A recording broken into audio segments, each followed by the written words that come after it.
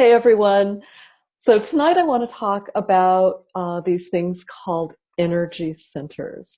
For most practitioners, I am going to generalize, I think that most practitioners who are reading the Akashic Records would consider the energy centers to be um, one of the most important aspects of a reading, if not the most important aspect of a reading.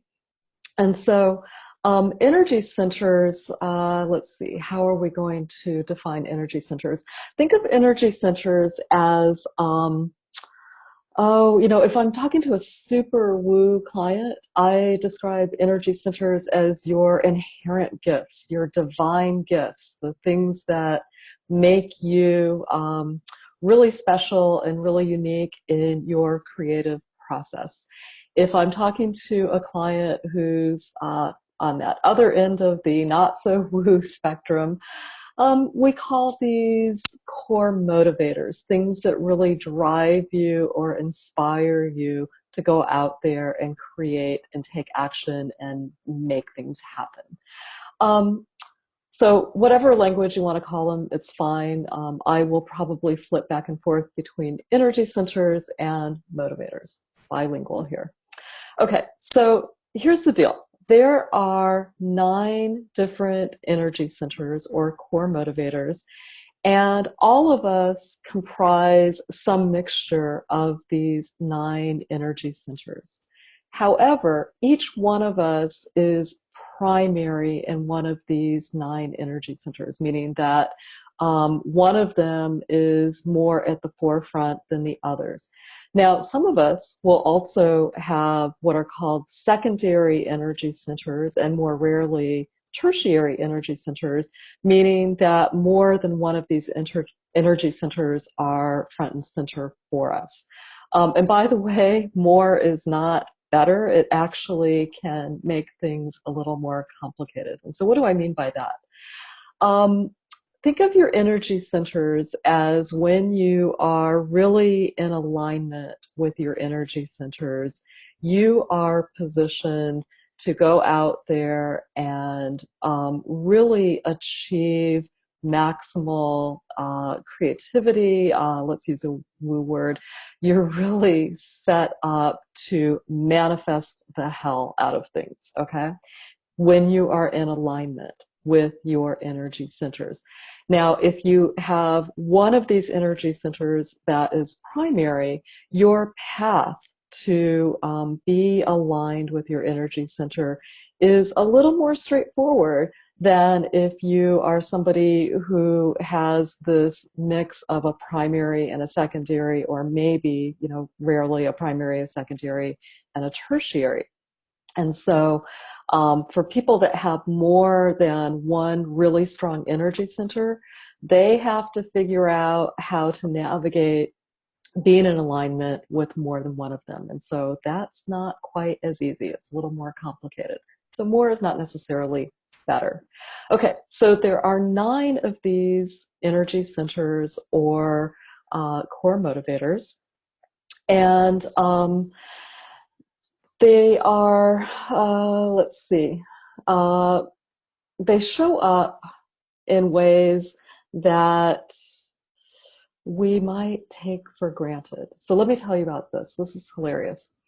Um, Most of us, when we get the results of our readings, are not necessarily going to resonate with the primary energy center that the practitioner tells us that we have. And I'm one of those people.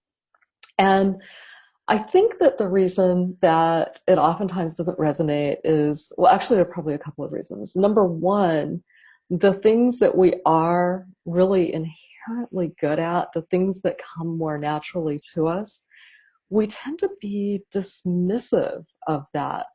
We just kind of assume that, well, if it's this easy, it's really not a big deal, okay? And so that can be one reason that energy centers may not resonate with you when you're getting your reading done.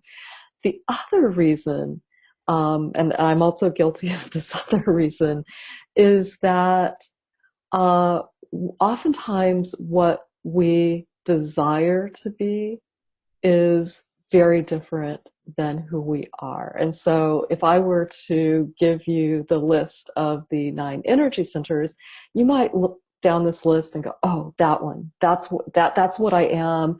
I'm sure of it. And it's very likely it's because that's what you aspire to be. That's what you think is cool. That's what your ego level mind wants, which is not necessarily the same as who you are. So it's kind of like, the grass is greener on the other energy centers. Is that a mixed metaphor? I don't know, whatever. Okay. Yeah. So when I was given my energy centers, I was in a shit ton of resistance. I was like, this primary thing, like maybe I can kind of sort of see it. And then my secondary, I was like, oh, no way, right? And so what really convinced me, because I struggled with this, I really resisted it for quite a while, was that I was at a retreat and I was with several of my buddies, colleagues who were at this retreat. We were out at lunch one day and I was just bitching about it. I was like, there's just no way, da da da da, essentially what I just told you. And the 3 people at that lunch table, the person sitting directly across from me, gave me this look like, are you fucking crazy? And the other 2 people were also looking at me like, no, dude, that's totally who you are. And in that moment, I realized that the way I was seeing myself was very, very different than how other people saw me. Okay, this is human nature, right? And at that point is when I very actively decided, you know what? These people that I'm surrounded with at this table right now, they're really brilliant people. Um, they see something that I don't see. I understand that the things that are coming naturally to me, I may be dismissing them. And so I'm actually going to run the experiment. I am just going to start leaning into these energy centers and I'm going to see what happens. Right? I'm just going to run the experiment. Like at the end of the experiment, I still think that there is no way that these are my energy centers. That's fine. I won't do it. But the funny thing is, in deciding to trust not only the results of my reading, but to trust that, there were these like really super smart people that were like, oh no, that's who you are. By being able to do that and to run that experiment, that's when it really, over time, became very apparent that, yeah, this is who I am. And so I tell you this story because if your energy centers don't resonate with you immediately, do not despair. It's probably just your ego mind fighting with your essential self and telling you these stories. And so if that's happening, it's totally cool. You have a choice. You can run the experiment or you can keep ignoring who you are at soul level. Okay. All right. So energy centers are really, their utility, in my opinion, is that once you know what your energy center or centers are, and you can align yourself, you can use this information to start taking action that is congruent with who you are in terms of your energy centers. It's kind of like fast tracking to manifestation, okay? So it doesn't mean that once you become aligned that everything is like super easy and there's no struggle. Um, you still are going to be presented with challenges. You're still going to have to do the hard work that it takes to get stuff done, but it will these challenges will present in a way that it's not that deep level of struggle. Okay, so we all have the ability, regardless of what our energy centers are, to go out there and create as if we're trying to be in alignment with them. And to some extent, you can just muscle your way through and get stuff done. That's ego level effort, right?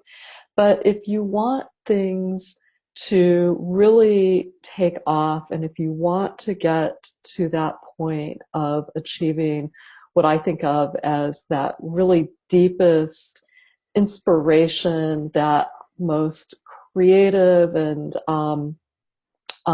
joyful state, aligning with your energy center is the way that you're going to get there. So it's really, to like get all wooey, it is your way of experiencing your greatest potential abundance.